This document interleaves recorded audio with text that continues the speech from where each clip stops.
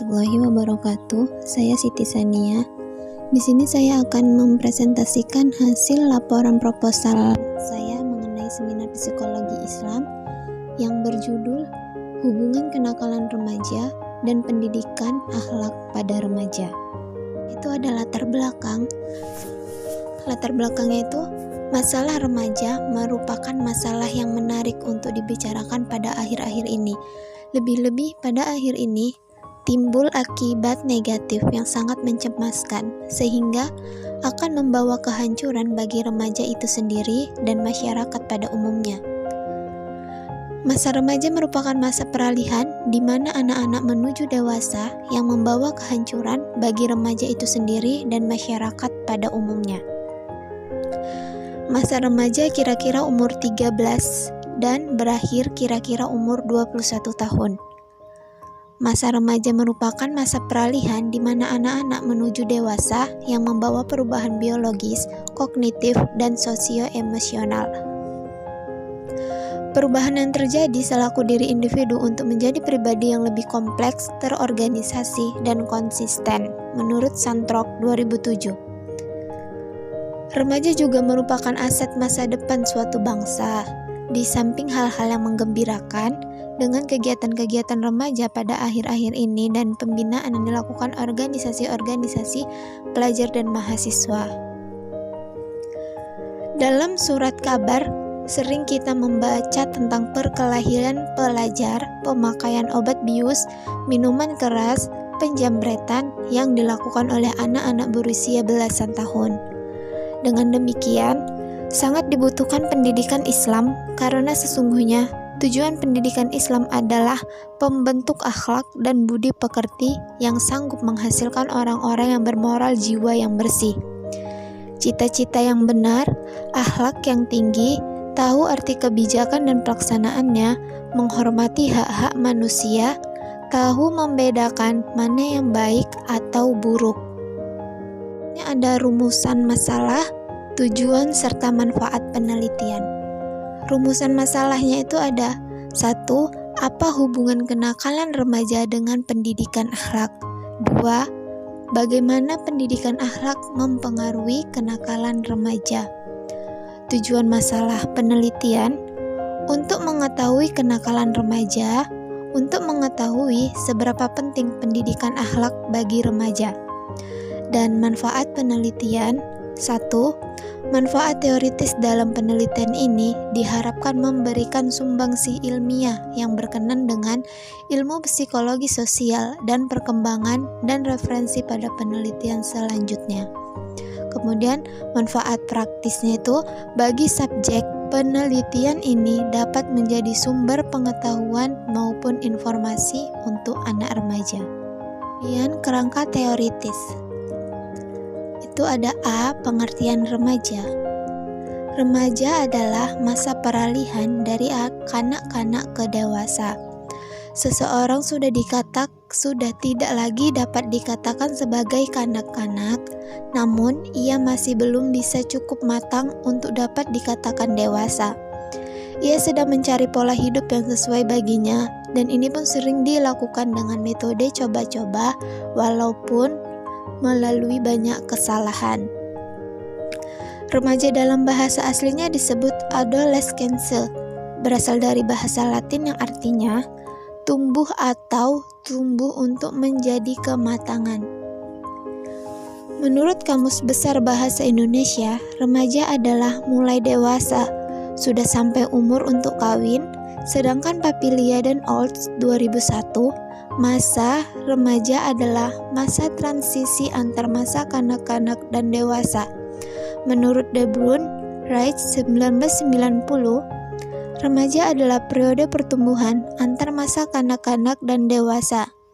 Menurut Anna Freud, remaja adalah transisi perkembangan masa kanak-kanak dialami, namun sebagian kematangan masa dewasa sudah dicapai.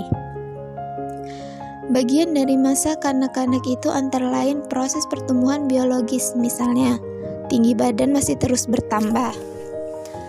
Adapun bagian dewasa antara lain proses kematangan kognitif ditandai dengan mampu berpikir secara abstrak.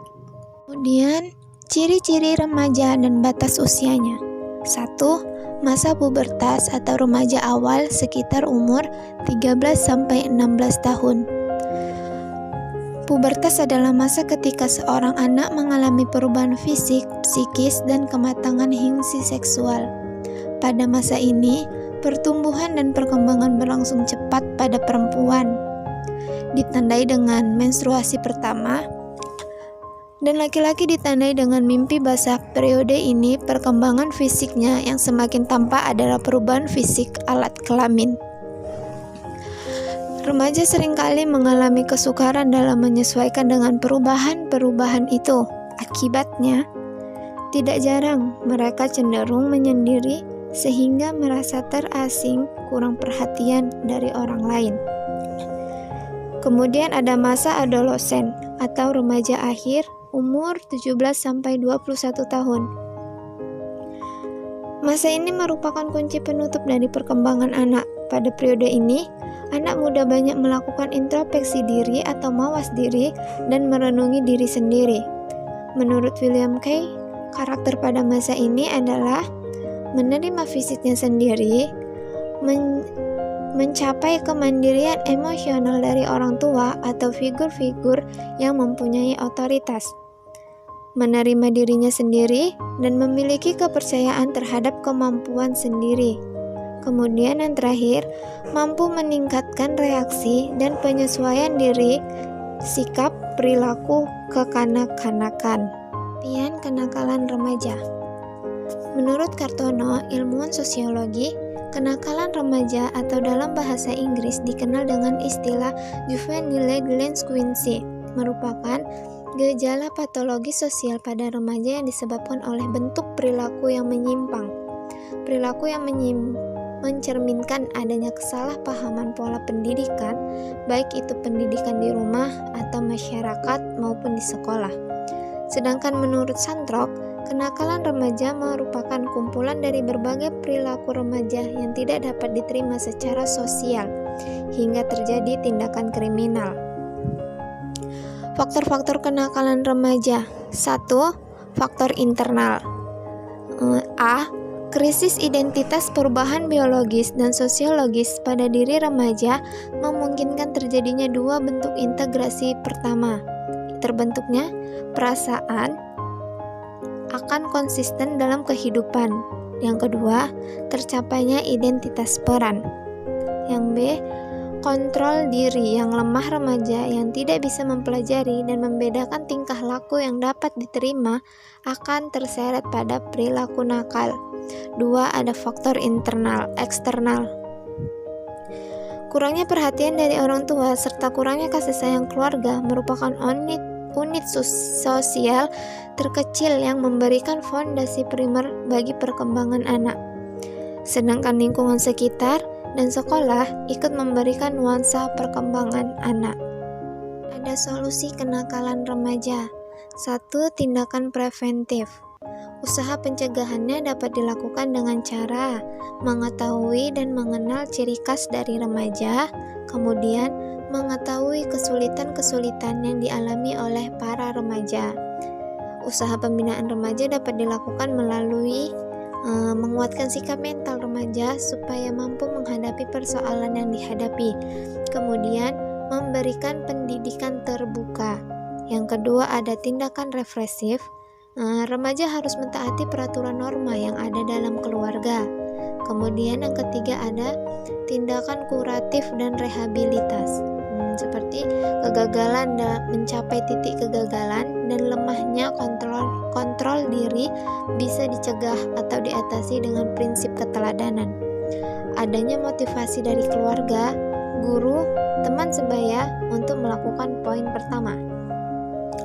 Remaja menyalurkan energi untuk kegiatan positif.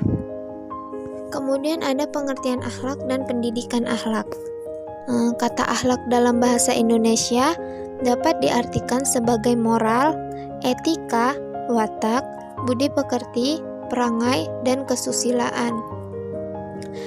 Dalam Kamus Besar Bahasa Indonesia, kata akhlak diartikan sebagai budi pekerti atau kelakuan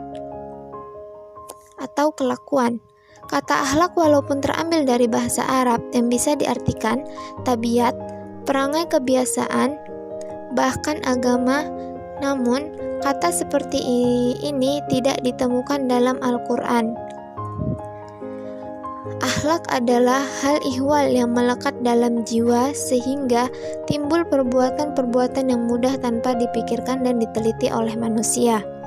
Menurut Abu Dinata, minimal ada 4 alasan kenapa manusia harus berakhlak. Yang 1, karena Allah telah menciptakan manusia. Kedua, karena Allah telah memberikan perlengkapan panca indera berupa pendengaran, penglihatan, akal pikiran, dan hati sanubari. Ketiga, karena Allah lah yang telah menyediakan berbagai bahan dan sarana yang diperlakukan bagi kelangsungan hidup manusia. Keempat, Allah lah yang telah memuliakan manusia dengan diberikannya akan kemampuan menguasai daratan dan lautan. Karakteristik dan keistimewaan akhlak Islam itu ada Rabbaniyah atau dinisbatkan kepada Allah, Insyaniyah manusiawi. Sesungguhnya akhlak memiliki sebuah risalah atau misi yang sangat penting. Yang ketiga ada Sumuliyah, ini universal, meliputi semua sisi kehidupan. Wasatiyah itu bersikap pertengahan. Kemudian ada pendidikan akhlak. Pendidikan akhlak merupakan sebuah proses mendidik, memelihara, membentuk dan memberikan latihan mengenai akhlak dan kecerdasan berpikir yang baik. Pendidikan akhlak menekankan pada sikap tabiat, perilaku yang menggambarkan nilai kebaikan yang harus dimiliki dan dijadikan kebiasaan anak didik dalam kehidupan sehari-hari. Pendidikan kebiasaan anak didik dalam kehidupan sehari-hari.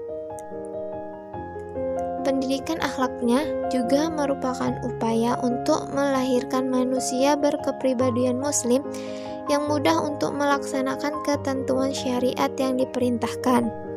Atau dengan kata lain, tujuan pembinaan dan pendidikan akhlak yaitu untuk membentuk karakter muslim yang taat dan berakhlakul karimah. Kemudian ada bentuk pendidikan akhlak. Bentuk pendidikan akhlak itu ada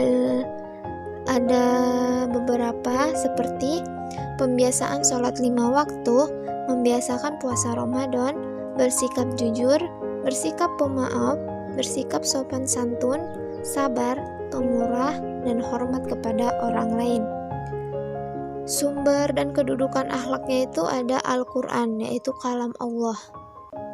Dan metodologi penelitian ini yang A, rancangan dan pengumpulan data itu ada angket, observasi, dan wawancara. Kemudian teknik analisisnya, analisis data. Analisis data yang digunakan dalam penelitian ini adalah analisis deskriptif kualitatif dan penelitian lapangan, yaitu penelitian yang berkaitan dengan penyebaran angket dan pengelolaan data-data yang didapat dari lapangan. Terima kasih. Mungkin hanya itu yang bisa saya sampaikan mengenai proposal hubungan kenakalan remaja dengan pendidikan akhlak untuk presentasi ini. Mohon maaf jika ada kata-kata yang kurang berkenan. Saya sudahi dengan wabillahi taufiq wal hidayah. Wassalamualaikum warahmatullahi wabarakatuh.